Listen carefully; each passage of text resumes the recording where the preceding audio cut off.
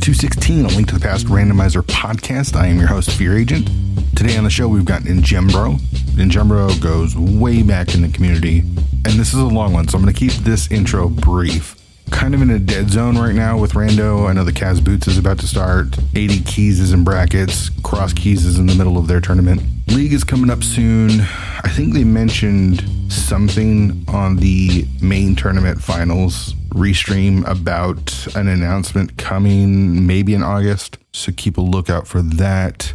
Challenge Cup is wrapped up now. There is a champion, Alex Jass. Congratulations, won the Challenge Cup over Kazdin, so congratulations to him. I'd really recommend checking out that game 2 over on Zelda Speedruns, but it was an interesting watch for sure, so check that one out.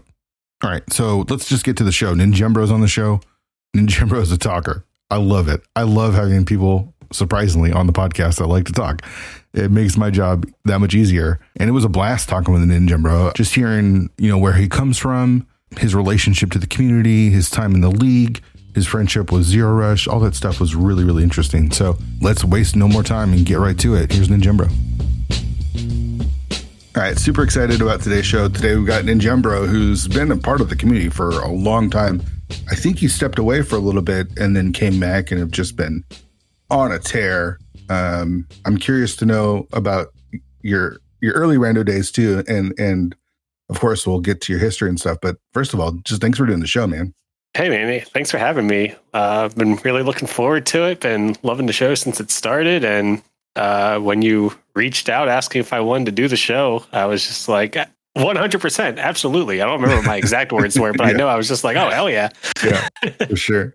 And we were talking about this a little bit before we started, but your run on the main tournament this year too just felt like, oh, maybe we can line this up and have like a little a winners GGW trash talk.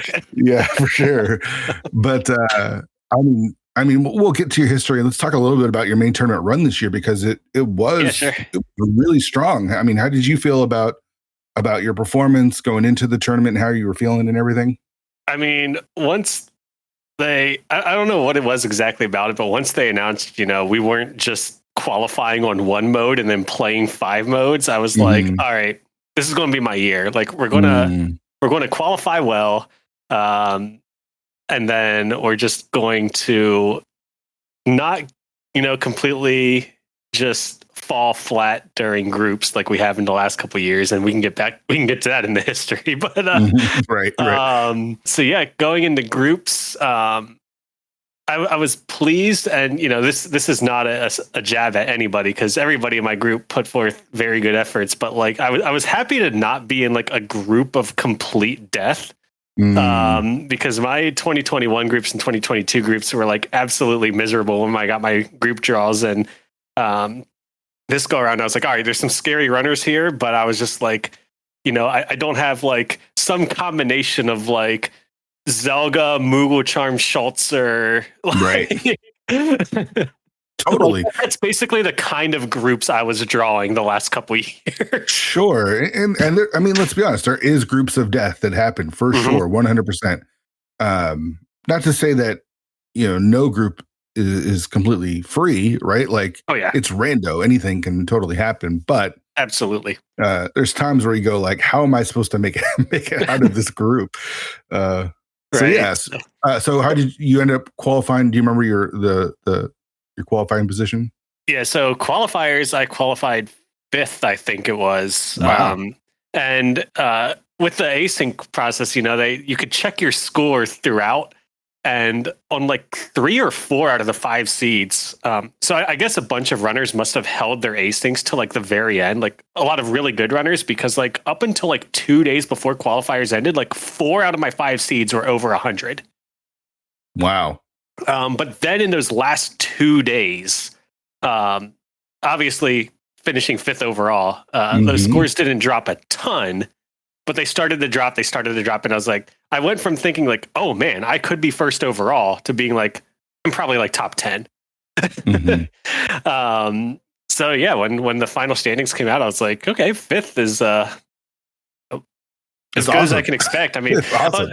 And on the other hand, it's like, it really doesn't matter. Like finishing fifth is no different from finishing 32nd, is no different from finishing first, other than the ability to run the reveal stream. And I guess like slight like tiebreaker things for the bracket seeding, but like once you get into the brackets, like seeding literally just isn't really a thing.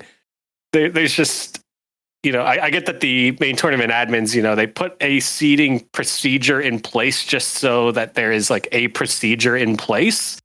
But like being the number 1 seed going into brackets and being the number 32 seed or the number 64 seed is like very minuscule. Because like I said before, this is rando. Yep. Yeah. And once you get there, it's like you're going to have to face good runners no matter what. Right. Like, you just never know who's going to you know, route the well and get those seeds that work for them. Like it just you don't know. Like even if you're the best runner in the game, you're still have a strong possibility of losing. So you make it out of your groups and you go into the bracket stage. I go into brackets and my immediate first opponent is Big Dunka. So talk about, you know, like seeding just being a complete shit show, right? I'm like, okay, I don't have a lot of history playing against Big Dunka, which is kind of surprising because both of us have been around for like quite some time. I recognize him, as many do, more so from like what he does for the community, especially like with the ladder. But I do know like he's a scary good runner, and I think a lot of people sleep on him for his ability. Sure, he just doesn't run as much as he used to. Like that's like 2 years ago in the online SGL, like he eliminated me. Like our match was the cutoff for prizes. So like he eliminated me, and he goes on to make prizes. And I'm like, oh great. So that's like the one thing in the back of my mind, like going into our matchup, right? I'm like, oh crap, it's going to be SGL 2021 all over again. So I was just like, all right, I had to play against Dunka. Took game 1 against him. Game 2, he took on me, and I was like, "Oh, great! You know, we're both back up against the wall." Obviously, took the win in the end, and I was like, for whatever reason, even though like everybody says, as you go further in the tournament, every match is scarier than the previous. This is nothing against Julo Ninja whatsoever, but like Big Dunka scares me as a runner. Well, especially like, because he knocked you out, right? You've got time with him. So like a big name, going into my match against Julo, I was like, I was slightly more at ease, but Julo definitely no runner to sleep on. 2-0'd him, and I was like, oh boy, Tito. A runner that I know is very good, and like I just don't know anything about. I just don't know anything about most runners. So like, that's why this show's been great, right? 2-0 Tito, and then 2C comes along, and you know, he unfortunately 2-0s me and ends my tournament life. But I went into the matchup against 2C and was just like, compared to my last 3 matchups, this is going to be like the one that has a significantly high chance of eliminating me. Yeah. And I didn't let that affect my play. It's just, again, the deeper you go into tournament, the more likely that is going to happen because you're facing tougher opponents. You get punished more for little mistakes. And the 2 seeds that I played just could not have gone worse in my favor. Gosh, I'm trying to think of one. It feels like there was one that came down to GT routing and execution a little bit, right? Was it game 1? Game 1 came down to something like that. I don't remember too much about. Oh, it was yeah, I had a Moldorm fall. I had a Moldorm fall. It was. Yeah. But I was talking to some of my friends after that, and like I can't be mad about the Moldorm fall because there were so many other things in that seed. This actually goes back to kind of what GGW was saying in his episode. Like, in a race like that, you can't really get mad or like upset about a single thing that costs you to race when you had so many other things. Yeah. Like in that race, just in that race, 2 other things that I can think of that went hugely wrong.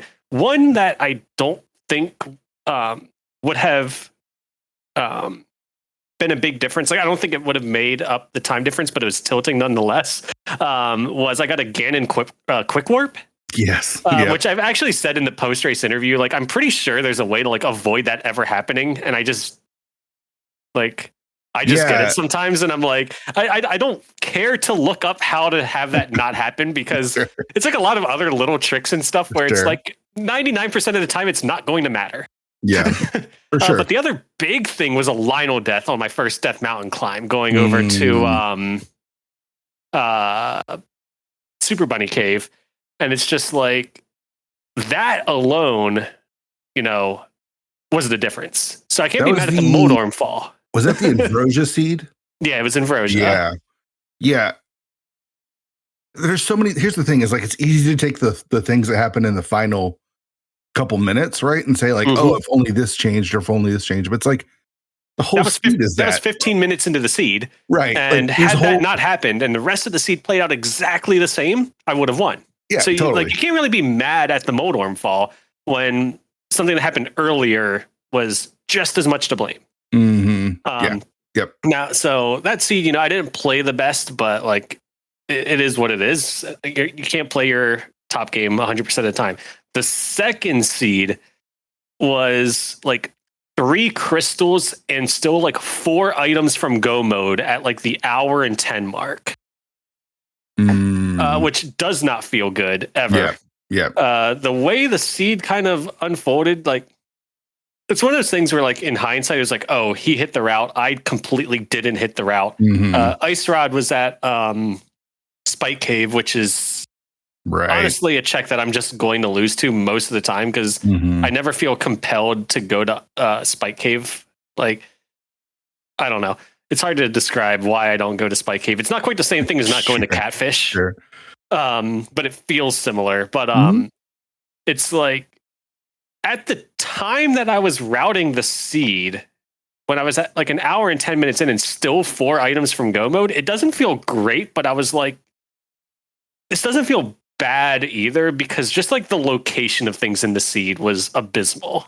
So it's like, if I'm like, if my opponent hit the same route, which the longer and longer you go, the less likely it seems because you're like, man, I've just hit every wrong decision. But like in the moment, it doesn't feel like you're too behind until, you get your Ice Rod, like you're partway through your second dip of Turtle Rock and you see your opponent finishes. Yeah. Yeah, it's tough. But I mean, a hell of a run. That's what, top 8. Gosh, it's just such a cool, just a good run that I was rooting for you, man. Like I really, I had 2C on the show just a few weeks ago. Really big fan of his, big fan of you. So I was actually really liked his episode. Yeah, such a good guy. Like both of you are like 2 guys that's like, oh, it sucks that one of you has to lose, right? Like, I'm rooting for you both. But well, let's rewind it. Let's get away from Link to the Past Randomizer. Yep.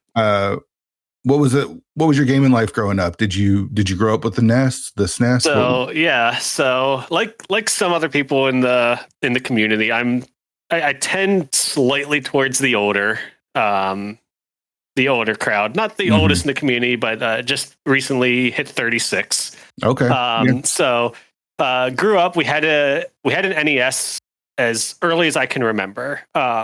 So you don't technically form memories at certain ages, but allegedly, according to my parents, I was able to beat the original Super Mario Brothers at age 3. Wow. That's impressive, dude. With warps, because some of those levels in the middle of the game are like insane. But with warps, I was apparently able to beat it at 3. The earliest specific gaming memory I have was Super Mario Brothers 3. I think when I was 4 years old, I was able to beat that game with one exception. I absolutely don't know why, but I had so much trouble with the Bowser fight. So my mom would have to beat the Bowser fight for me in Mario 3. Sure. But besides those, a lot of my gaming history was Nintendo. Had the NES, got the SNES in like 94, I think, for Christmas. I didn't get it like right when it came out. Got it quite a few years into its into its lifespan. And then from there, most other Nintendo consoles I got at release are very close to it. But I grew up with Zelda 2, Link to the Past. Strangely, compared to a lot of people, like I played all these games growing up, but I don't have as strong of an attachment to some of the games as a lot of people do. Sure. I actually think that a lot I still think a lot of these older games are great. I still play them like all the time. Your Link to the Past, your Super Metroids, all these games. But it's like some of them I think either didn't age as well as I don't know. Maybe they age differently for me, and because I just don't have quite as much of a nostalgic tie to them. I'm not saying that about Link to the Past and Super Metroid specifically, because they're both great games. Stuff. Yeah. But at least with Link to the Past specifically, it's not even like in my top 5 Zeldas.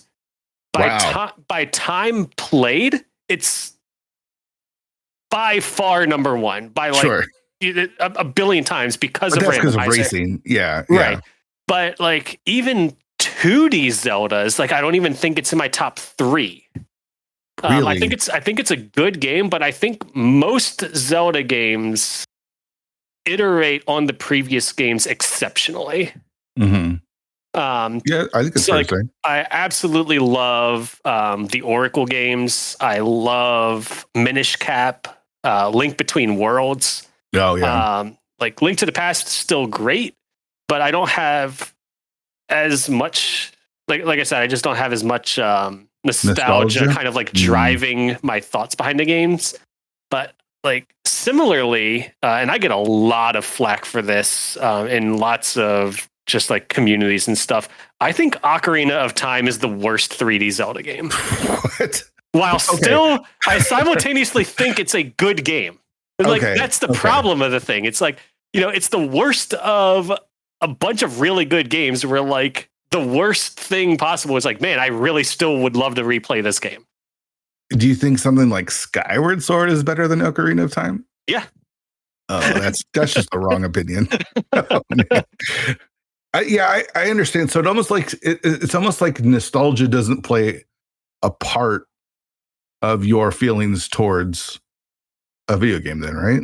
Pretty much. Like I said, I still think Ocarina of Time is a good game. I replayed it as recently as like 2 or 3 years ago. I replayed the 3DS port just because I was sitting around and I was like, I want something to do this weekend that's different. So I replayed it. I just think I respect it for the groundwork that it laid out for the rest of the series. Sure. But I just don't think it's aged particularly well. Like you get to Hyrule Field, you're a kid, and you're like, holy crap! Look at this giant world. But as an adult, you get to Hyrule Field, and like maybe you have the nostalgia, and you're like, this is still great. But like I look at it, I'm just like, wow, this is just a very large empty field with almost nothing to do. Sure. Like there's almost no enemies on Hyrule Field. You have those weird pineapple things. I always forget what they're called. That like fly around and you have to hit them with a boomerang, and you have the skeletons that come out at night. But other than that, like that's it.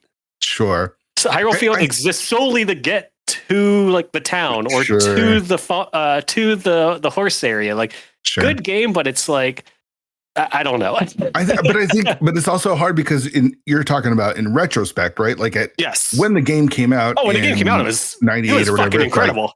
I played the shit out of it. There was nothing like it.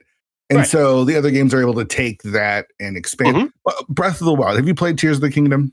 Oh my God, I finished it. And I'm still playing tons of it in the post game. Totally. I loved Breath of the Wild. I know it has its detractors or whatever, but I kind of feel like almost what you're talking about Breath of the Wild, because with Breath of the Wild, you have this massive world, and I just loved exploring every inch of it. And it was one of my first open world games. So it was a new experience for me. You get Tears, and it's like, the world is no longer empty. There's like so much insane. Going on. Yeah. I actually, when I got Tears of the Kingdom, I started out loving it. And I'm going to preface this by saying I have not touched Breath of the Wild since like 2018. Okay. I played the shit out of it for like a year. And then was just like, okay, I think I'm done with this game. And it's too big of a game for me to really go back to. Right. Like I'll go back and replay games occasionally, but if they're longer than like 8 to 10 hours, I'm probably never going back to it a second time. Because I just have so many games I want to play. Sure. I started out Tears of the Kingdom absolutely loving it. I was like, okay, this is like exactly what I wanted out of Breath of the Wild 2. Like it feels like Breath of the Wild, and it's awesome. Mm-hmm. I got to the surface and I started to just be like, I started to cool on it really quickly. And I have one big unpopular opinion about Tears of the Kingdom that everybody else seems to love. I absolutely hate the Ultra Hand mechanic. Really? I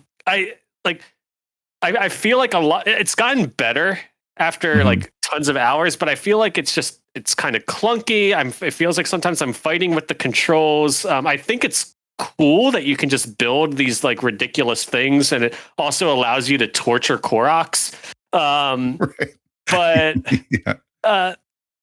I don't know. Like it's hard to describe, but I'm just not like very into like creative type stuff like that. Okay. So like it also felt like some of the shrines, and I was glad because maybe it was just some of the shrines I found early were some of like the most bizarre Ultra Hand required ones, and like I felt like I was fighting with them, and like it took me like 20 minutes to do a shrine that like any person like that isn't overthinking it would finish in like 3. Sure.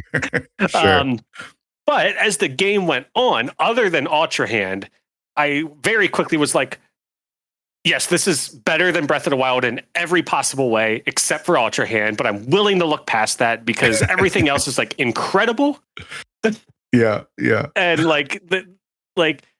I finished the game probably around like 80 hours or so, and I'm probably up to like 110 now. There's still gas in the tank, but I think I'm starting to cool a little bit.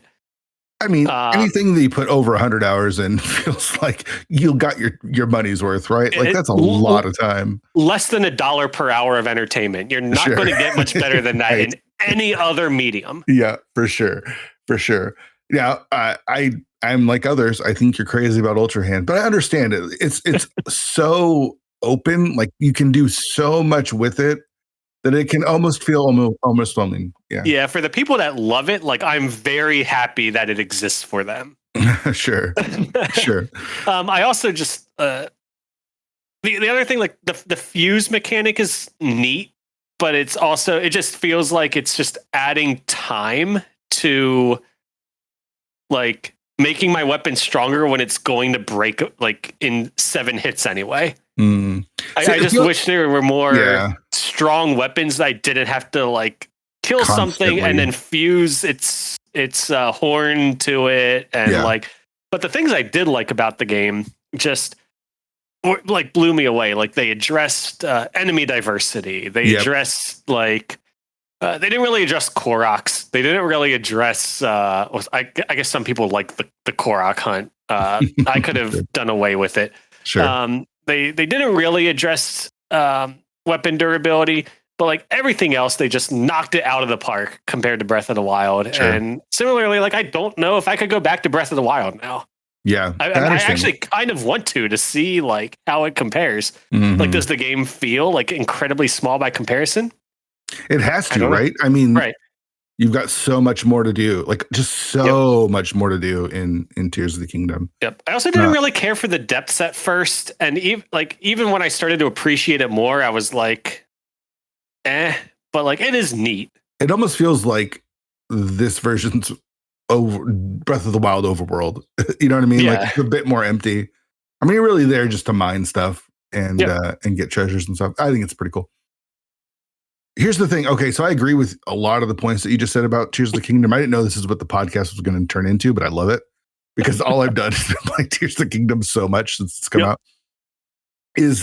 I agree. I'd wish we could get a game where you just have the Master Sword and it's like that's the sword you have. Like you doesn't break. Yeah, I would even love it if you had that. Like even just like make the Master Sword not break, but make it so that it is clearly like 2/3 as powerful as like the most powerful weapon with other weapons that you can get that do break. Yeah. But it's like, just let me use the Master Sword to just fight trash enemies. Yes, and then keep my good weapons for these, like ridiculous Gleoks, right? Sorry for anybody that hasn't played it and doesn't know that Gleoks are in the game. I mean, I think they're in the trailers, so even that's like. I didn't watch any of the trailers, so the first time I encountered a Gleok, I was like, "Holy shit!"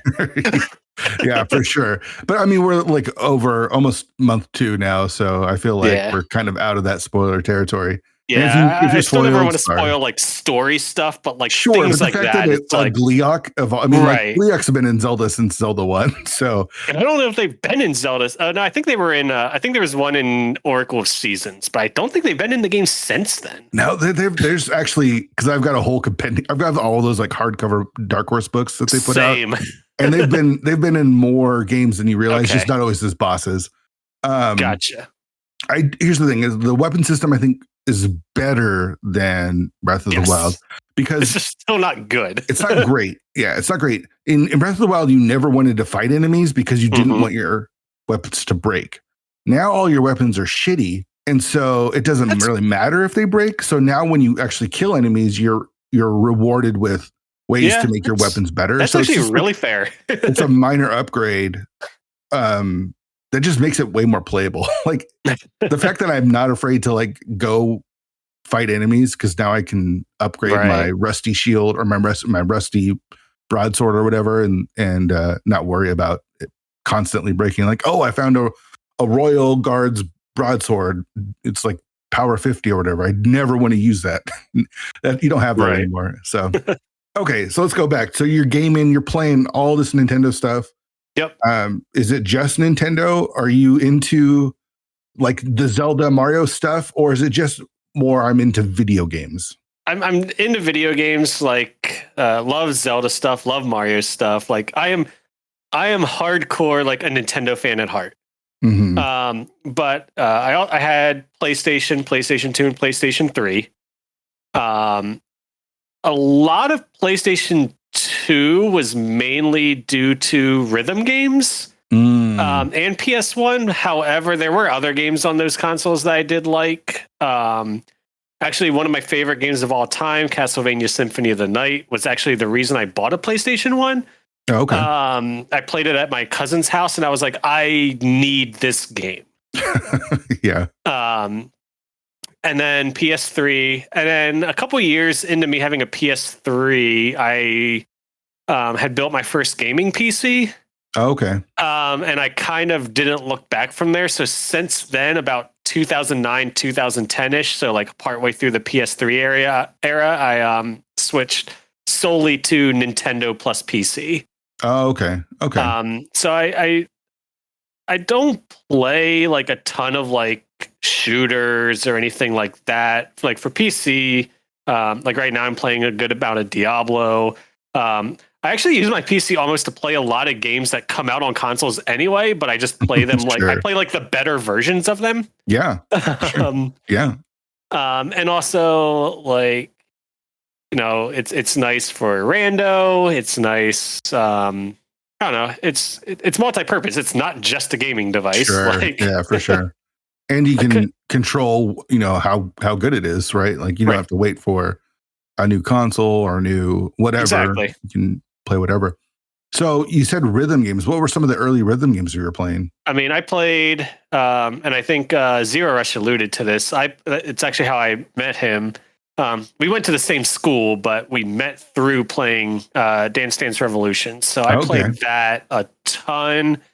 I actually started playing that in 2001. Wow, I didn't realize that it's that old. Yeah, it came. The original Dance Dance Revolution came out in 1998. Okay. So I started playing in 2001. An arcade near me had it. I'd seen it for a while, and I was like, I kind of want to try that, but like I never like mustered up the courage. And then one day I like finally did, and like that was the end of that.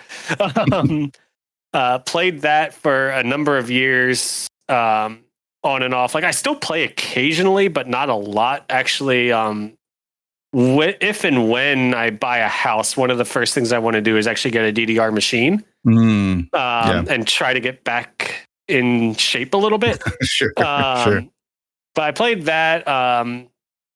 Beatmania 2DX is another rhythm game that I played a lot of. Basically, a lot of like Konami made rhythm games. Mhm.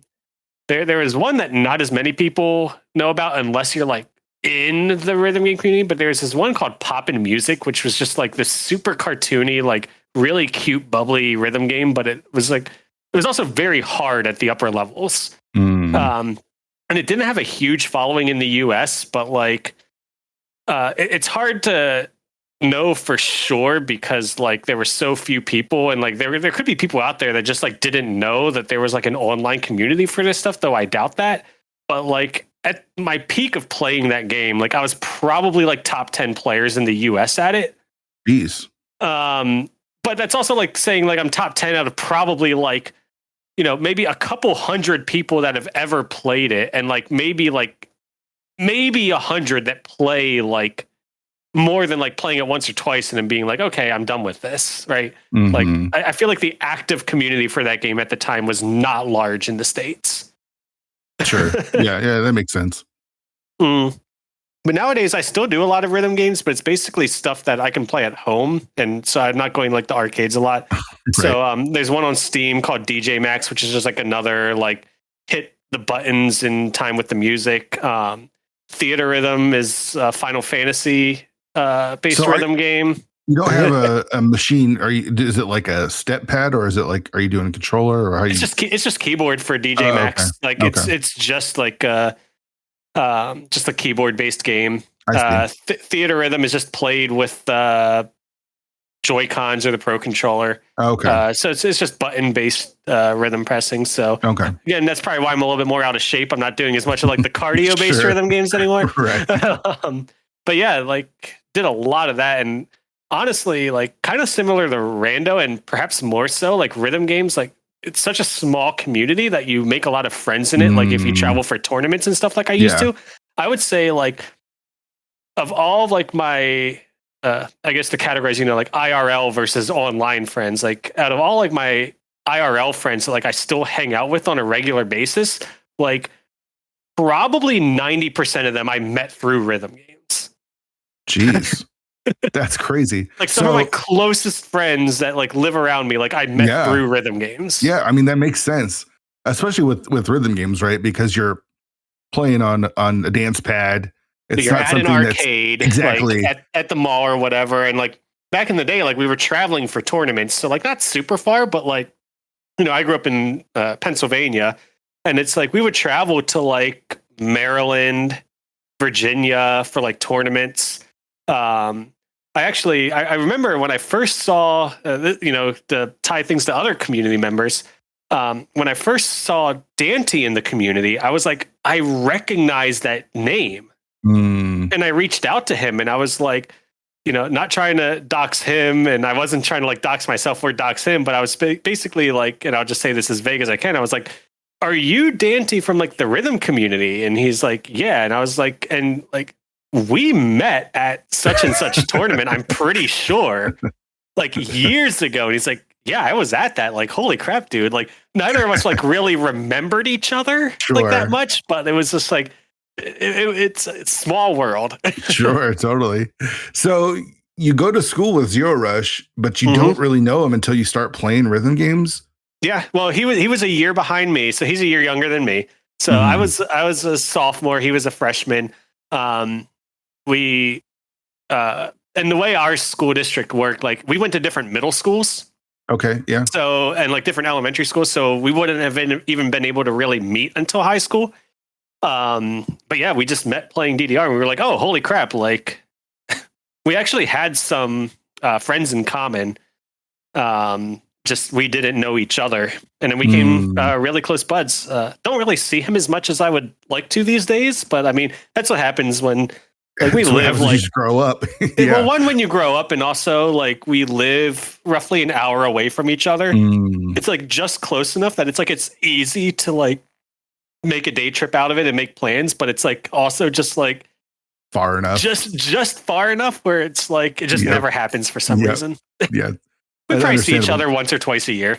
Like whenever I'm in town, like visiting family or something, because like all my family still lives kind of close to where he is. and I'll usually try to hit like a local brewery where I grew up or something, and I'll message him and learn and be like, hey, I'm in the area if you guys want to come out, and just say hi and hang out for like an hour or so. Yeah, that's so cool. So who was better? Were you better? Were you showing him up in the dance steps? At first, but I will concede that like he became a very scary name in the DDR community in this region very fast. Like he was like, you ask most people that like at that point in time, like who some of the best players in like the Mid-Atlantic region are. And like, if his name didn't come up, it's because they didn't know him. Wow. He was very, very good. As time went on, he kind of stopped playing less and I continued playing. So like, there's definitely a period of time where I think I overtook him, but like he was scary good.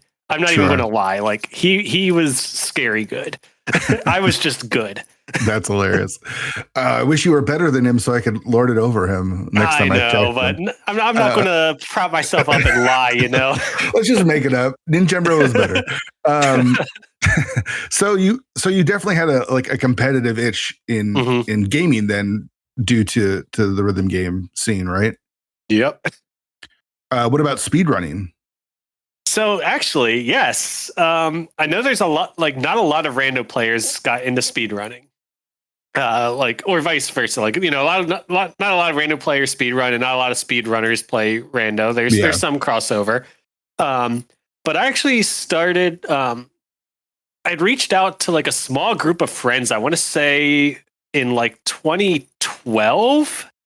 And I was like, would you guys want to do a thing where we like once a month pick a different game to just kind of like learn speed running and like see who can get the best time in that 1 month and then move to a different game? And it was like 5 or 6 of us and we were like, yeah, let's do it. Well, it turns out that we picked the first game, like 3 of us actually attempted it, and I'm the only one who continued playing after like a week. Wow. That original game was Super Mario Brothers Warpless. Oh, okay. And I actually speed ran that for probably the better part of a year. It's actually how I found SRL back in the day. I still remember. So a lot of people will recognize the name, even though I don't think he's ever played Link to the Past Randomizer, but he's a pretty decent name in speedrunning. But there's a guy named Cosmic. Oh yeah. He's if you know speedrunning, you know Cosmic for sure. So I went into IRC and I was like nobody knew who I was because I was just like grinding offline, right? And like my time wasn't even like super good at the time, but like I guess for like somebody new coming onto the scene that nobody knows, they were like, "What the crap?" And I was like, "Hey, does anybody want to race this?" And Cosmic was like, "Yeah, let's go." And I think he still beat me, but like he pulled like a 19, like 20 or something. And I mean, I could probably go back into SRL right now and look at that first race that I did. But like I got a pretty decent time, and he's just like, apparently he went into like a Skype group that he was in at the time and was like, who is this Ninjembro guy? Wow. I've never heard of him. And he's like gave me a run for my money in a race. Wow. We actually became pretty close buds for a while. Like I joined a group where there was a bunch of SMB1 runners. And we would do like Skype calls and stuff. Like while we were just like grinding runs, we would do casual races a lot. I grinded my time down. So this was back when Andrew G still had the world record for Warpless at a 1943. Myself, Cosmic, and like 1 or 2 other people were like really grinding, trying to beat that. My PB ended up at like a 1947. Wow. But then one day, like somebody just like crushed Andrew's time. And I was just kind of like, I think I'm done. And I had never improved from a 1947. That's an awesome time, though. At the time, it was 3rd on the leaderboards. Now I don't even think it cracks top 100. Like that game has like gotten so popular for like speedrunning because it's so accessible. And like it's a hard game, but like from a speedrunning perspective, it's very accessible. Sure. It's also super optimized. So I feel like it's hard to. Yes, it's hard to you know, hard like to break in. Exactly. Like every once in a while, you'll see like someone broke it by like a frames. It's like so close, but yeah. So I dabbled in a little bit of other speed running here and there. I did some Super Metroid for a little while. I did some Super Mario 64, 16, and 70 star. But there was a point in time where I was like, what's like a weird game that I could find and just like grind? So some friends and I had like a little like, when we would go, I used to go to like a lot of anime conventions, even though I wasn't super into anime. Like it was an excuse for me and a bunch of friends to get together, like hang out, like do stuff together. And we would spend an unusual amount of time in the room sometimes just playing on like a jailbroken Wii and like playing NES games. And we had this weird obsession with the NES Where's Waldo game. Okay. If you look it up, it's terrible. You'll see somebody like pick Waldo out of the screen and be like, that's supposed to be Waldo. Well, one time I decided to just like grind that game. Okay. I went onto YouTube and was like, what's like the supposed world record? Like, because there wasn't a speedrun.com leaderboard for it at the time that I could remember. And I was like, I just went to YouTube and was like, where's Waldo world record hard difficulty? And it was like I'm looking at the leaderboard now, but I want to say it was like probably like a 221 or something like that. It's a very short game. And I started grinding it. Okay. And I ended up with a 219 while in a voice call with Cosmic and other people. Oh, wow. Like we were all just grinding our own games and you hear me say world record. And then like you hear Cosmic be like, wait, are you serious? Like in the background, like on my VOD on YouTube. It's out there. Oh man. So I'm looking at the game. How is it? Don't even try to make sense. It is, but there's a handful of like predetermined layouts. Like it's not completely random. I don't know how many layouts there are, and I never bothered to memorize most of them. So most of my attempts was like sight reading with some knowledge that I already had. Wow. My world record in that game stood for 6 years. Wow. Until sometime early in the pandemic, I think. A couple guys found actually like a skip, which saves a couple seconds. And there are now 3 people with times better than me, but even number 1 is only 5 seconds off what I had. Yeah, that's crazy. And I absolutely will not go back to that game. But other than that, just like not a lot of speed running until Rando. So what was it about speedrunning? What I know you got with your friends and said let's try this out, but what was the idea behind it? And obviously you enjoyed it because you played Where's Waldo for the NES. So what was it about speedrunning that? So we watched we used to watch like old speed runs from like Speed Demo Archives, like back in the 2000s, and then like those early GDQs. And we were like, let's just try this out. And then I didn't think like I would get hooked, but then I got hooked. Oh, another game that I ran for a while, which I would actually like to get back into, and I know Rick actually does occasionally, is Dr. Mario SNES. I really liked speedrunning that for a little bit, but I never got very competitive at it. It was just a fun thing for me to do. But yeah, that's just a side note. Okay. So what was it? What was it about the grind? I think part of it was like at that time, like, so like a lot of people can do the math. I said I just recently turned 36. I actually went back to college a little late. I didn't go immediately out of high school, so I didn't go back to college until 2010. Okay. So like I was in college, and unlike a lot of people that go back to college late, like I was working full time at the time I decided to go back to college. And I went to college full time and cut my work back to part time. And I found myself just like speed running. Like after I found it, just like I didn't have tons of time, but like there was just something with it that clicked at that exact point in my life with everything that was going on in my life, and it just worked. And it's part of why I don't think I could like seriously grind now like I did then.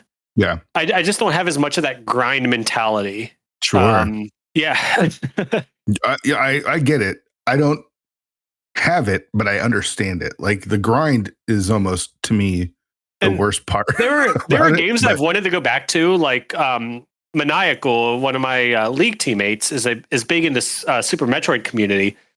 And he's been pushing me to go back to any percent to get a sub 50 because he's like, I know you can do it. And I know I could do it. And I kind of do want to go back to it. And I might someday. Another thing, like, this is kind of like a self-assessment, like, especially with some of those games I speedran for a while. I improve at a lot of the games I've played incredibly fast, but I plateau pretty hard. I see. Like Super Metroid, I got some of my good times, like very early when there were runners that had like played for months just to get those times.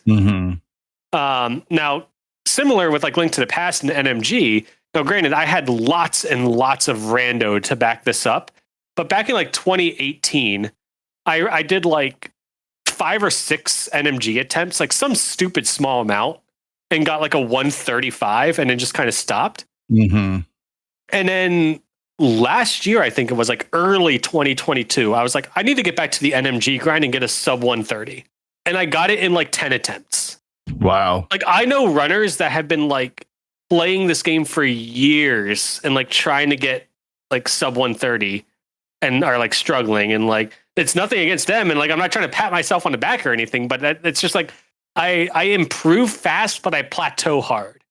I don't have the grind mentality to get even to like a 127 or something like that, because getting from getting to a 130 is like all like I don't want to say it's easy, because it's not clearly, or like hundreds more people would have done it by now. But like, it's a lot easier than getting to like a 127 in NMG. Oh yeah, for sure. 100% agree. And like, that's basically what I mean when I say I improve fast and then plateau hard. I get it. Totally get it. So where in all of this is your introduction to Link to the Past Randomizer? Because from what I could tell, you were almost at the ground floor, right? Yes. So at the time, 2017, I was teaching. So I was off for Christmas break. And a friend of mine is a teacher. We taught in the same area. We lived like 5 minutes away from each other. So over the break, I was just spending a lot of time over at his place. And actually, like, his wife had found Randomizer, and it was just watching a ton of it on Twitch. I don't even know who it was that she was watching. But I was over one time and she was watching. I was like, what is this? She was like, it's Link to the Past, but like all the items and stuff are like randomized. And it wasn't the first time I had seen a randomizer. I had dabbled, like, there was a very early, like 2014 or 2015 Super Metroid randomizer that just randomized like rooms and like the route through the game. It was almost similar to like what I think now is called like Super Metroid Arcade. Okay. But there was like a weird thing back then. I think it was just called Super Metroid Route Randomizer. So I had known about randomizers for quite a number of years. But I was like, this looks cool. So like, I went home and like tried it out. And this was back when like there was an executable you had to download, and then like it patched your local ROM and stuff. And I tried it out. I was like, this is neat.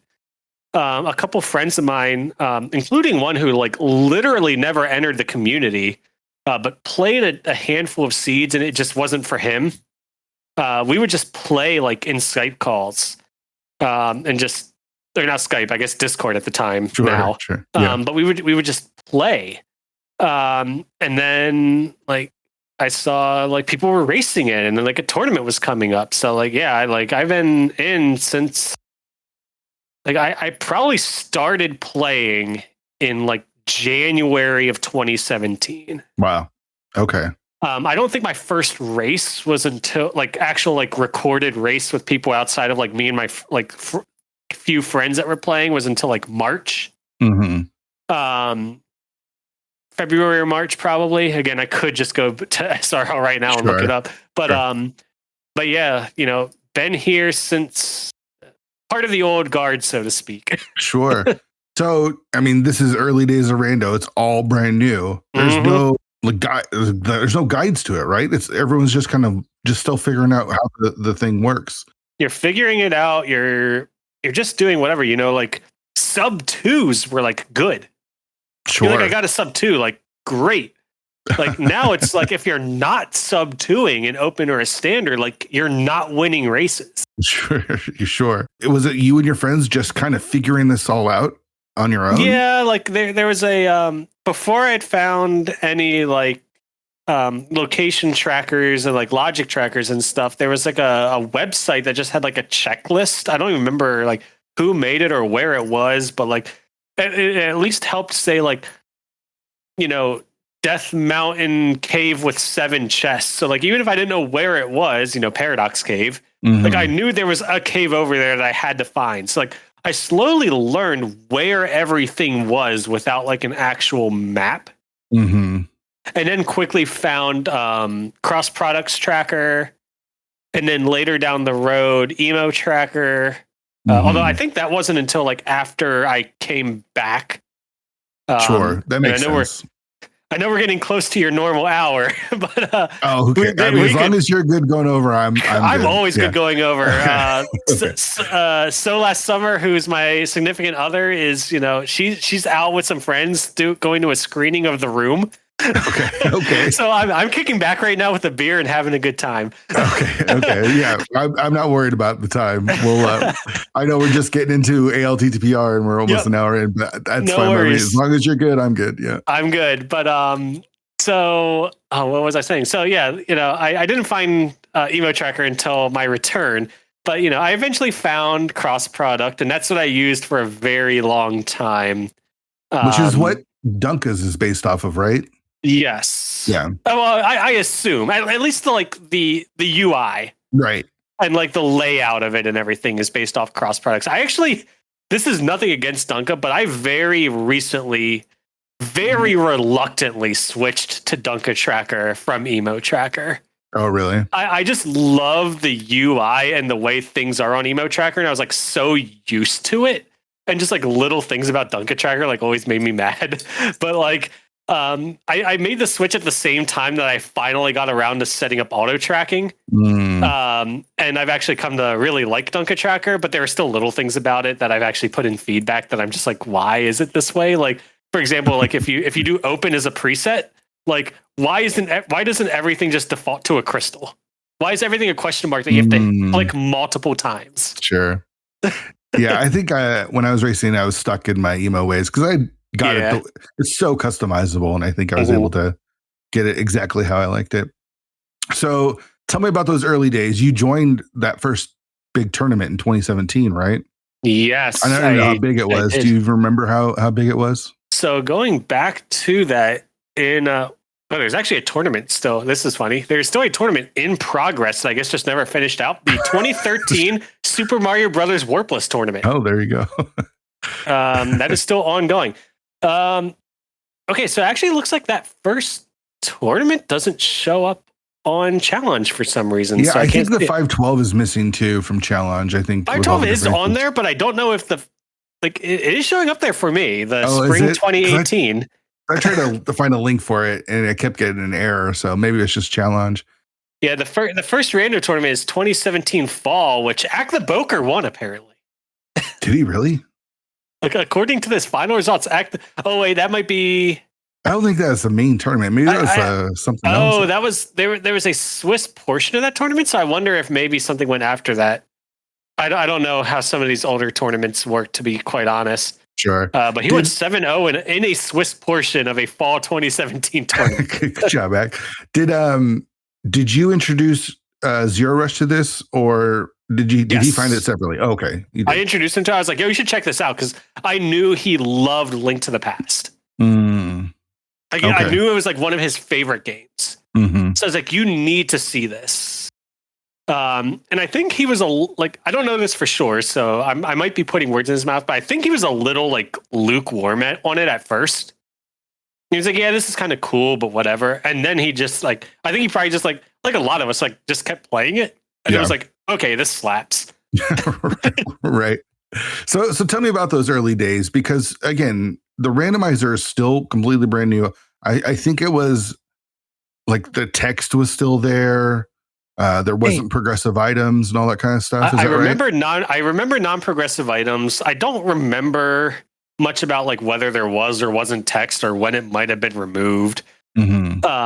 But I even do remember like the first versions I played, I'm pretty sure all the crystals were in the dark world and all the pendants were in the light world. Like, I don't even think that was randomized yet. Okay. I think which dungeons they were in was randomized, but I don't think they were like crystals could be in the light world and vice versa. Which was interesting. Right.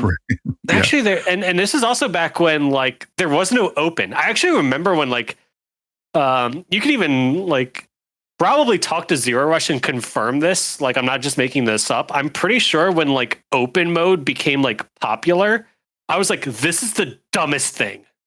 Of course. Like, I don't know why we would want to play open. How short-sighted I was, because now I think it's like one of the best like vanilla modes. For sure. It just shows you where we like people's thoughts can change on modes, right? Totally. As far as you in the community, do you start, because it's all brand new, right? Do you kind of get plugged in right away? Do you start making friends? Is a lot of races happening? Are you guys doing those big group races and stuff? There's a lot of races happening. Like, I'm participating in lots of races. Strangely, and even like to this day, although I feel like I've gotten better about it, and I think similarly, I think it was GGW kind of touched on this. Like, I didn't really try to make like a lot of friends in the community. No shade on GGW, but like I wasn't being like abrasive. Sure. Like, I just wasn't like trying to make friends in the community. Like, there were people I would chat to, but like back then, I wouldn't say there were people that like I was super close to. Like, obviously, like I knew some of like the bigger names in the community and like talked to them every now and then. Like, I'm pretty sure even back then, like Rick and I talked a good bit. A name that hasn't shown up in the community in a while, but I actually talked to quite a bit back then and hung out on their stream was Phantom Ryu. I forget who talked about it, and I don't remember if it was on this or on Spoiler Log, but somebody had mentioned Problems IRL. Was an old runner back then, and like him and I didn't talk a lot, but I used to hang out in his chat a lot because again, at the time I was a teacher, and during summer break, like I would just be hanging out on Twitch in the mornings, and I believe he was German. So like in my mornings, while I was teaching and had nothing to do during the summer, like he was streaming. Like, I was following a handful of people, and like 3 were streaming on, a Wednesday morning because most people are like working, and Problems is one that's streaming. So I'd hang out in his chat a lot back in the day, but I wasn't like making like close friends or anything like that. But I wasn't making enemies. Sure. You're just there to race, right? Yeah, I was just there to race, have a good time, socialize, but not like make long life friends or whatever. It's not like I wasn't trying to make friends. I just also, it's not like I was avoiding it. I just also wasn't actively trying to make friends either. Totally understand. And again, the community's completely brand new. A lot of the Link to the Past speedrunners were playing it because those are the people that were playing Link to the Past at the time. They'd go on to just keep speedrunning, and then the rando community would kind of develop. So how did the tournaments and stuff go for you in those first couple of years? And you being not a big part of or not like finding your people or trying to make friends, did that lead to you kind of stepping away? No. So we'll get to that. So those early tournaments, so I'm trying to find the spring tournament for A Link to the Past Randomizer.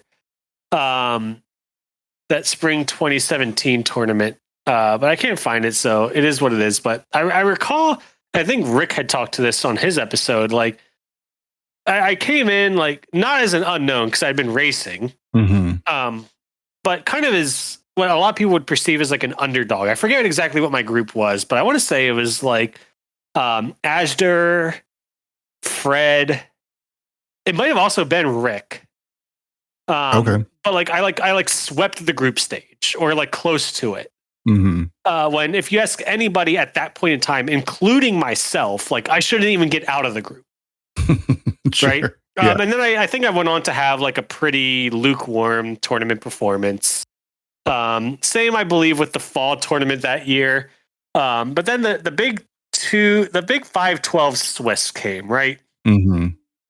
And I want to shout that out. We should go back to that, right? We should. But if we could get 512 people to sign up for a Swiss, I think that'd be pretty sick. It was incredible. But yeah, like that tournament was great. But that was also like the last big thing I did for a while. Mm. I just kind of burnt out. I was also at like, I don't want to say like a tough time in my life, but like it was the end of that school year and I was planning on leaving teaching because it was too stressful. And like, when I say leaving teaching, I mean, I left teaching with no job lined up. Oh, wow. Just the savings to my name.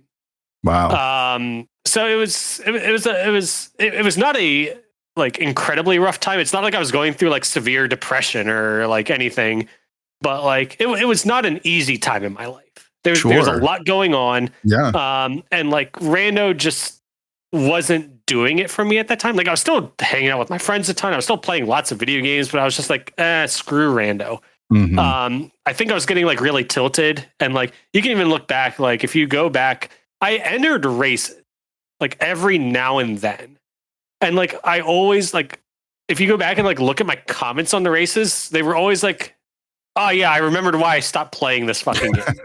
Yeah, like literally, like every single one of my comments were like that. Mm-hmm. I remember because it was in early 2018 is when I started, and I started volunteering for like the speed gaming dailies, and I was running those for a while, and then your name would kind of pop up here and there. Yep. And then I just kind of stopped for a while. And then the COVID pandemic hit. Mm. And the ladder hit. And I discovered the ladder and was like, maybe I get back into Rando a little bit. And then Maniacal strong-armed me into joining my first tournament of any type randomizer related since my departure in 2018 was actually the 2020 spring SMZ3 tournament. Okay. I had played a few SMZ3 seeds over the years, but I suck at Super Metroid. Like I can hold my own, but I could still like today if I 1v1 Gamma I would crush him. Sure. Okay. Open challenge Gamma. Even though I literally have not played SMZ3 since I got eliminated from that tournament 3 years ago.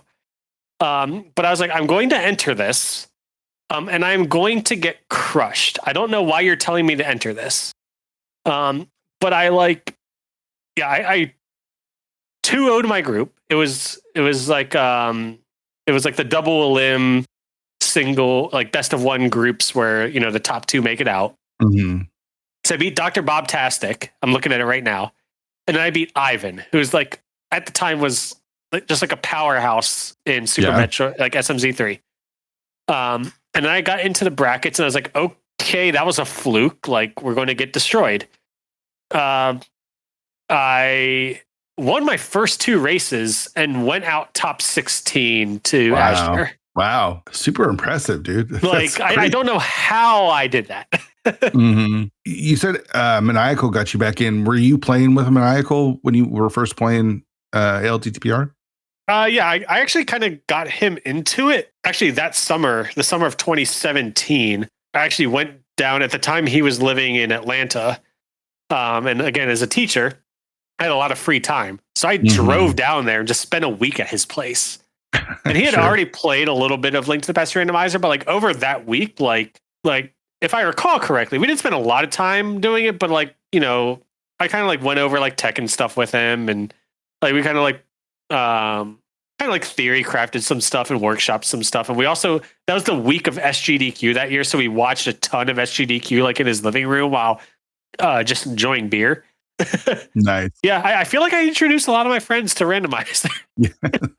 I mean, I actually also know Maniacal from the dance game community. Him and I met in 2002. Oh, wow. Okay. Playing DDR. Nice. Okay. So you take a break, you come back to Rando, but not just regular Rando. It's the Metroid version as well. Mm-hmm. What brings you back to just the vanilla Rando game? I mean, at the same time that he got me to join that tournament, I think season 0/season 1 of Ladder was starting. So I was like already kind of like back into Rando.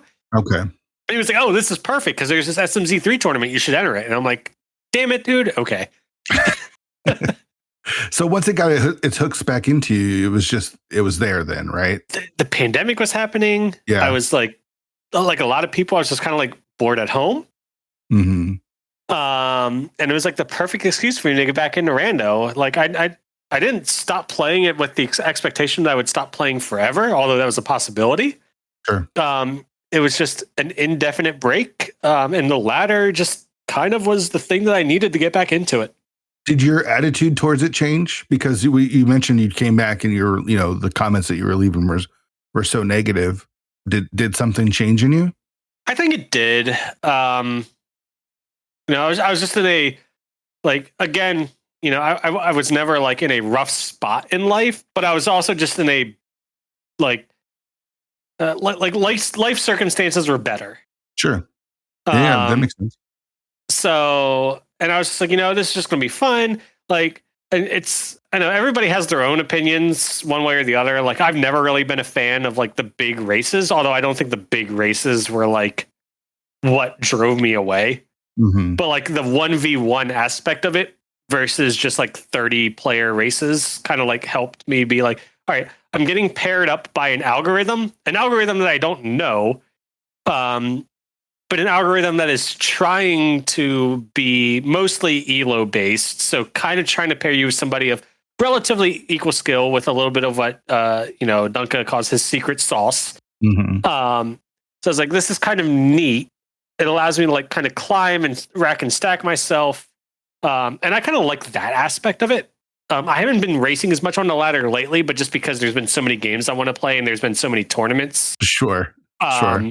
Like my inactivity on ladder is not due to me like not wanting to play anymore. It's just due to time and circumstances. Yeah, for sure. Like it's great and I love it. Sure. And you love it so much that I think you've been a part of at least of a couple of the invitationals, right? Actually, I've attempted to qualify for a few of them, but the only one I got in was the most recent Casual Boots. Okay. And that's the one that you finished second place in, right? Second, the GGW. Yep. Son of a bitch. That son of a bitch. Yeah. That was a good series, though. It was a very good series. And he crushed me way harder than I thought he would, considering, I beat him on the way there. Mm. And then he just crushed me in both of our races in the finals. Yeah. Yeah. I mean, that's just kind of the way Rando goes, right? Yep. Can't be mad about it. So you're in a better space. You're racing again. You're doing SMZ3. You guys end up joining the league. You and Maniacal, right? So actually, I found out about the league in season 3. It was actually 2 runners from the SMZ3 tournament. Were trying to put a team together and needed a third. Mm. So I actually teamed up with Thornetto, who was in my group, and Stashio Cat. Okay. And we had a decent run. We didn't make the playoffs, but I think we were like 1 game away. And I still like kind of joke about it. I forget who it was. It was either Thornetto or Stashio, but like one of them had the time of one of their races wrong, like on their own calendar. They thought it was an hour later, so they didn't show up on time. And their opponent did not have the flexibility to start an hour later. So they got the win by default. Oh, boy. And had we won that race, we would have been in the playoffs. Damn. Like all other things equal, of course. Sure. And then Untitled 2 Docs. Untitled 2.docx. Yeah. Yes. With the Microsoft Word. Yeah. Yeah. Such a good name. So then, were you cool being in the open? Yeah. Okay.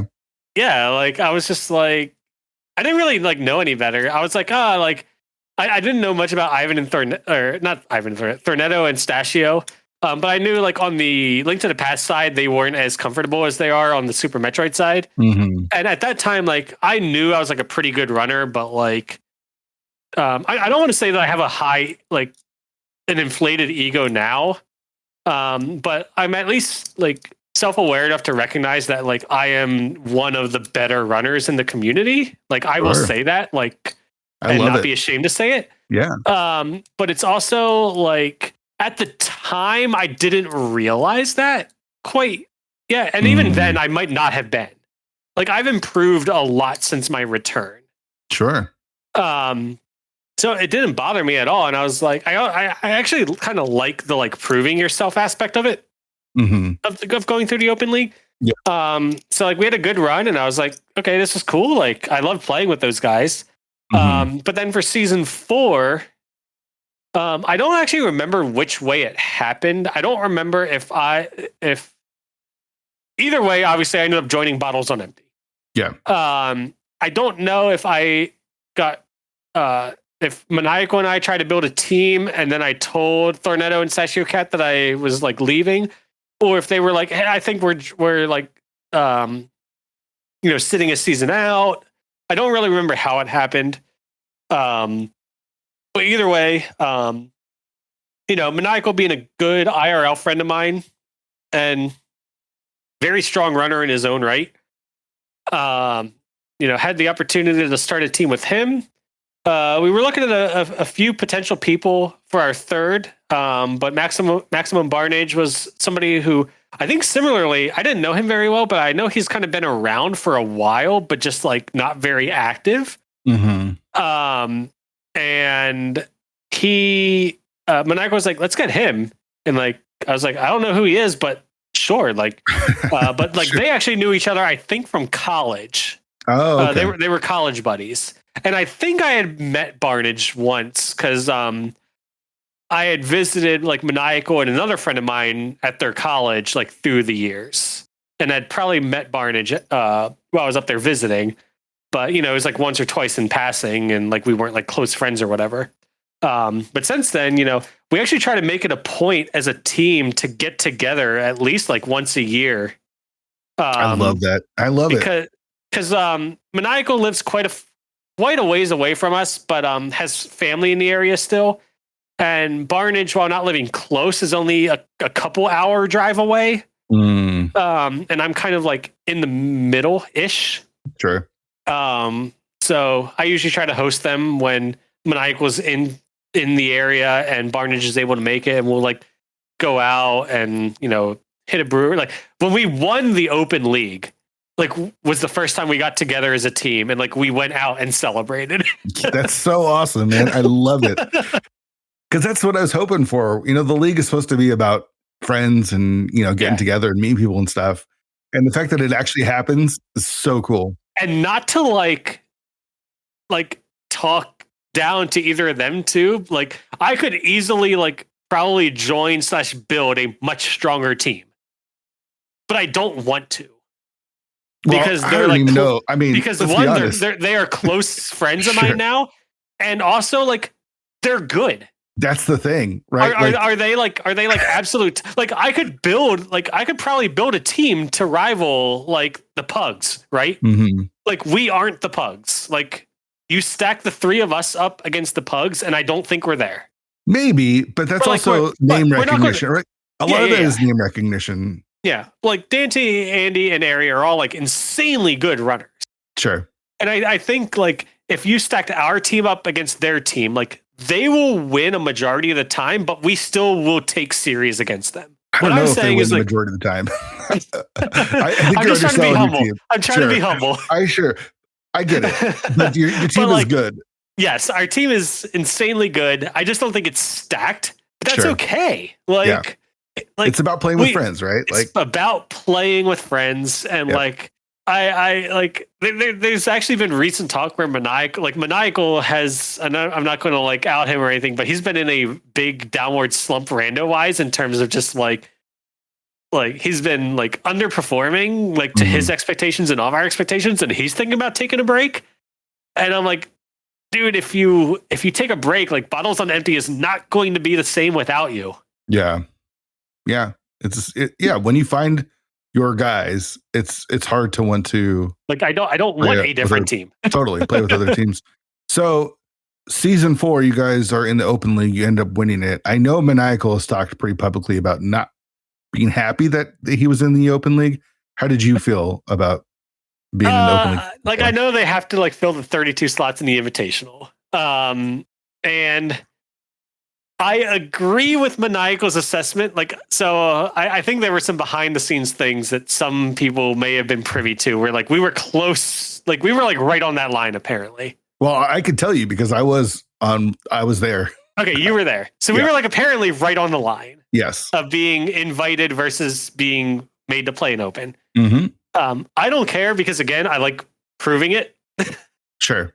But on the other hand, like I'm there in the league to like play rando. Yeah. Although I do like the competitive aspect. Like I am competitive by nature. I'm not hyper competitive, but I am competitive. Mm-hmm. So like, but also it's like, whatever. Like it felt so good to like win our way into Invitational. Totally. And we also did, we didn't curb stomp the opposition either. Like we had an insane regular season. I think we went 13-1 or something like similar like that in open. But like we almost didn't make it to the top 4 in playoffs. Sure. Like the only reason we didn't make it is in one of my races, my opponent didn't realize that he didn't have seven crystals and went to GT and then had to go back to Eastern. Wow. And I won by like 20 seconds. Wow. That's crazy. Okay. So here's the thing is in the open, in the regular season, it's probably not going to be as competitive, right? Because there's a wide range of player skill in the open. But once you hit the playoffs, it's just as competitive. Totally. 100%. I'll speak to you guys not being in the invitational because I was part of the people that voted for it. I knew who you were. I think if I remember correctly, it was like Ninjembro is good. Yep. Maniacal, we recognize the name, but we don't know how he is, but we think he's at least a little above average. I didn't know who Maniacal was at all. Okay. Yep. Okay. But then it was like, who the fuck is Maximum Barnage? Right. So if you guys got into the invitational, like, sure, hindsight's 2020. If we had known you guys would have been as good as you were. We've joked about it a ton.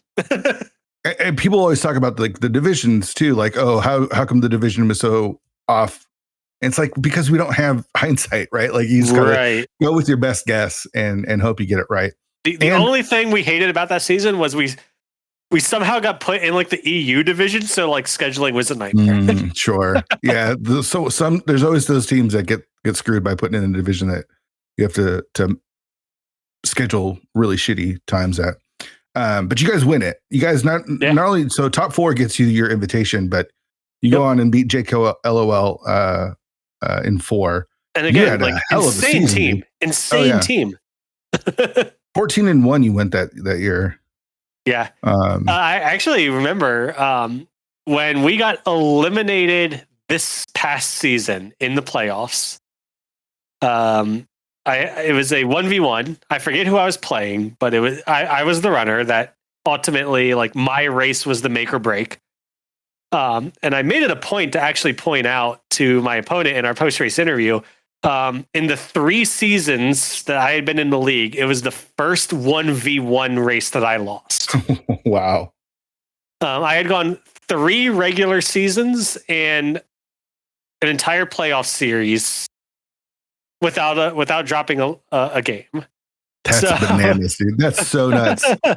I'm sure there are other runners out there that have like equally insane stats. That's a pretty insane stat.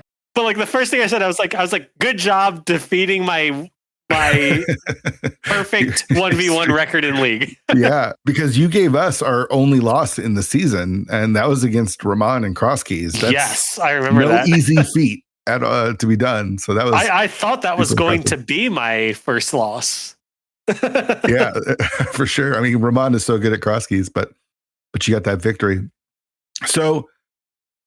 Tell me kind of where you're at now, because it seems like you're enjoying the game. Your experiences with the league, it seems, have been super positive. You're crushing tournaments. How you feel about all of it? I feel good. Like, I plan on continuing to play League as long as I have a team, preferably one of close buds. Sure. I plan on continuing to enter main tournaments. I'm entering cross keys. I don't want to go too far down a rabbit hole, partially because it's a rabbit hole and partially because we are a little bit over and I want to be respectful of your time a little bit. But like I am in the crowd and I made this note where I think there's like quote too much shit going on. Mm-hmm. But like it is what it is. Like it's not going to change. Like, but there's so many tournaments that I'm just like, I'm not going to enter this.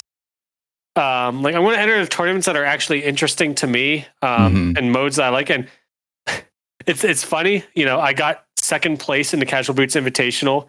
But this is like, and this is obviously nothing against Josh Bittner because like super kudos to him, like for coming out of nowhere and just running a tournament for one of the most popular modes last year and bringing it back this year. But like, I hate Casual Boots. Do you? I do not like the mode. I don't care if I'm like pulling results in it. I don't like the mode, and I'm just going to leave it at that. But like, I'll enter tournaments for modes that interest me. Like I'm entering cross keys. The only reason I didn't enter 80 keys really was timing. I love 80 keys, but I feel like they didn't time it very well this year, holding it later than usual. Well, you were in the middle of brackets too, so right.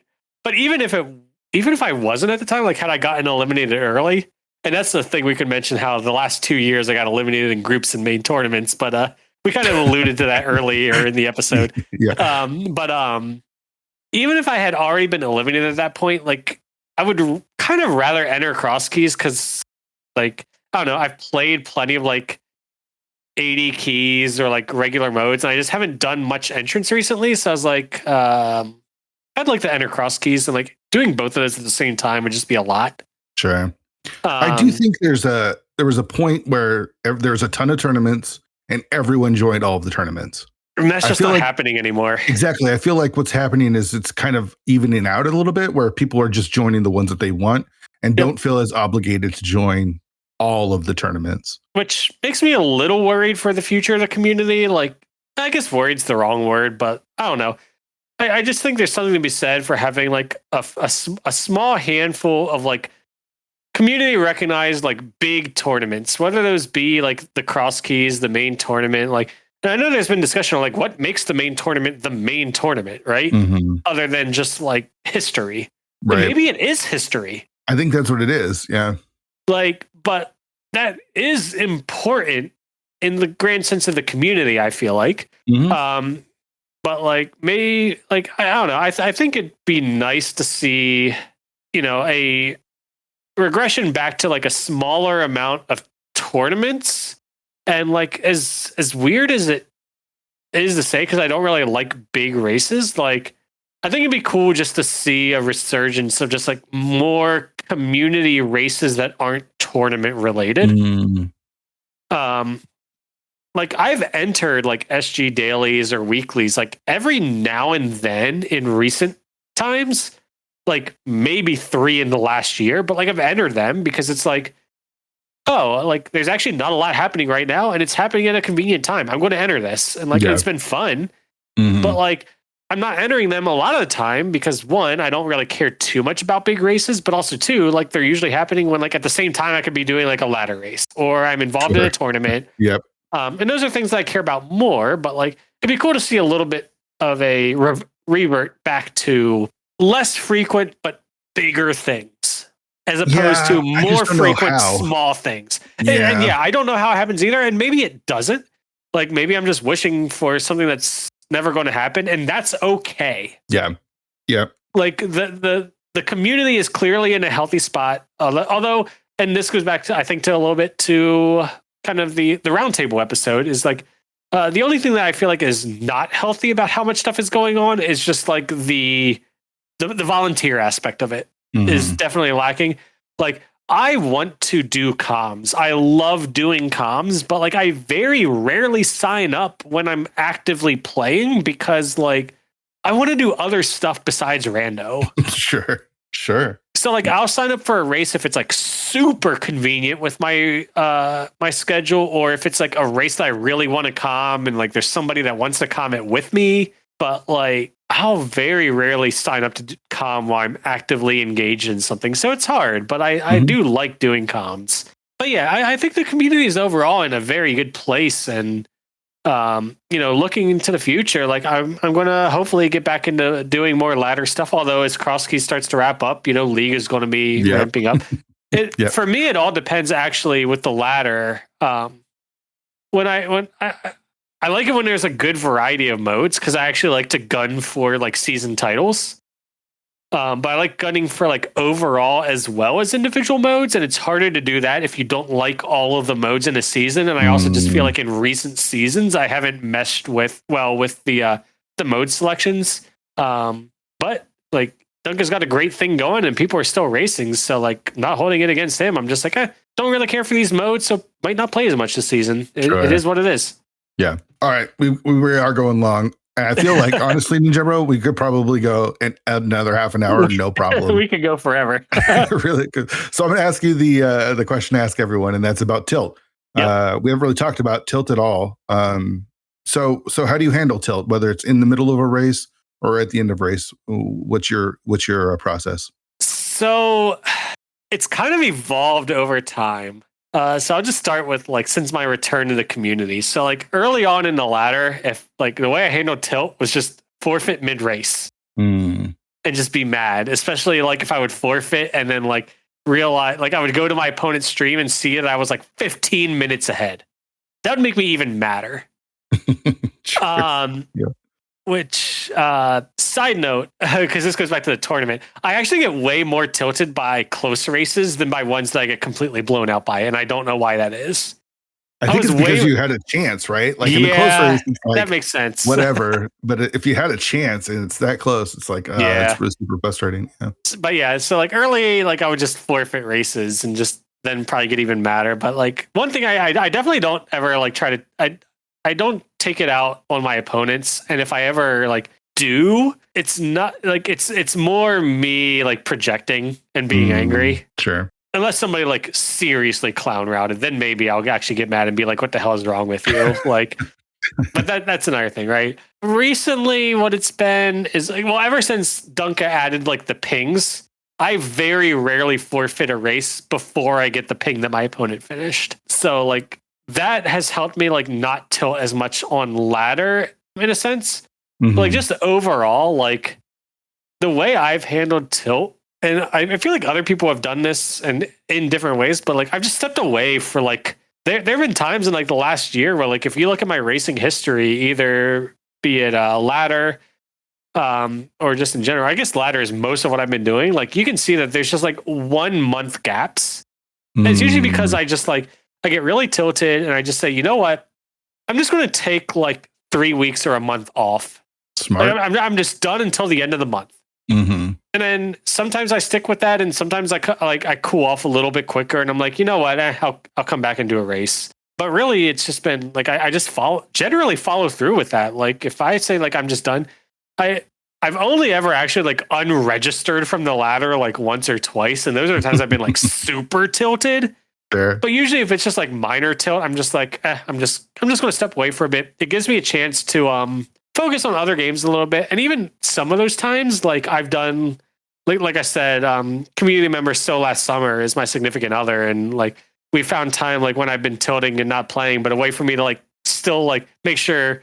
Not that I think a month will like degrade your skill, because it really wouldn't, like taking off just a single month. I feel like, but like you know, I will do like a multi with her and some of like the friends on like her side of the community. Or I've actually been doing recently, like not every week, but most weeks I've just been doing like on my own personal stream, like just for fun, like Saturday nights I've been doing crisscross. Like not even as a race, but just like as like I roll a crisscross seat, you know, cross entrance, doors, keys, pots, and shop sanity. And I've been getting into that, and it's just like I roll one. You know, if people show up and say hi, you know, I chat with them for a little bit. I pour a nice beer or a little glass of bourbon. and I just game for a couple hours. That's awesome. Those seats tend to take. I've gotten a little bit better at them, but Sure. but like even then, it's like 2.5 to 3.5 hours. Mm-hmm. Like it's not a cross keys where it's like 2 hours is when you start to sweat. Like 3 hours is when I start to sweat, and I'm not racing anybody. But 3 hours is when I start to be like, should I just throw in the towel and go to bed? And usually at that point, it's like, all right, I'll go do like some checks. Like I'll say like on stream, like if I don't find decent progression in the next 10 minutes, I'm calling it. And then I'll find progression and I'll be like, all right, like let's keep going a little bit. And like, it's actually worked out. Like usually when I start throwing in the towel like that, I finish the seed in the next like 30 minutes. Cause it's similar to cross keys where like, even if it feels bad, if you know what you're doing, like, and you kind of know what you're looking for, like there is a ceiling. Yep. Yeah. But for sure. But yeah, that's kind of how I handle it. Just like play a little bit more casually or just don't play at all for like a month. Taking time away for sure. It really just refreshes your batteries, right? Yep. It definitely does. It really does. Awesome. Dude, thank you so much for doing this. Sorry we got to cut it off. Like, again, I feel like there's so much more we could even talk about. But thanks for taking the time to come on the show, man. Yeah. So awesome having you here. Yeah, thanks for inviting me. And it's definitely been a good time. Love the show. Love all the guests that have been on and looking forward to the future episodes too. Thanks again to Ninjembro for coming on the show. Super appreciate it. Love chatting with him. And I hope you enjoyed it. I know I did. I didn't know this was going to happen, but D'Angie talked with a maniacal Ninjembro's teammate just recently on the spoiler log, so you can get the 1-2 combo from Bottles on Empty with Ninjembro here and then Maniacal over on the spoiler log, so check that out. Next week, we've got Lumaga. Going to sound like a broken record, but I had such a good time talking with Lumaga, and I'm excited for you to hear that one. Lumaga is just such a good person in this community and offers a different perspective than anyone else has been on the show. And I love when we get that. So come back next week for that. We have 4 more episodes, including next week, to wrap up season 4, and then we'll jump into season 5. Don't think there's going to be much of a break. I've already started booking season 5, and there's so many people that I'm excited to talk to that I might have overbooked August and September. So we're probably just going to start rolling right into season 5. And then there might be a little bit of a break. I know when the show came back from its little hiatus, I wasn't sure how often I was going to put the shows out. It's been weekly, and that's just because I'm having so much fun talking to everyone in the community. And I feel like I've found my place. It was hard for me to go from racer to someone on the outside of racing. And I think I've been able to come to terms with where I'm at in the community. I like it. I like where I'm at. I like doing the podcast. I like talking to people. I like doing some commentary here and there. I feel like I found my spot. So the podcast has just been rolling along. So next week we've got Lumaga, and then we've got PH, Telethar, and Chex Human for the final 3 episodes. Excited to talk to those guys. And like I said, already filling up season 5 way faster than I should probably be booking them. But what are you going to do? I'm excited. Join the Discord. 216pod.com has the links to that. If you're listening to the show on Apple Podcasts, if you could leave us a review there, that'd be helpful. Spotify as well. That actually helps us a bit too. I think that's all I've got. Thanks again for hanging out. Really appreciate it. Love to hear what you're thinking about this episode in particular in the Discord. So let me know. Come back next week for Lumaga. It's a good one. See you then.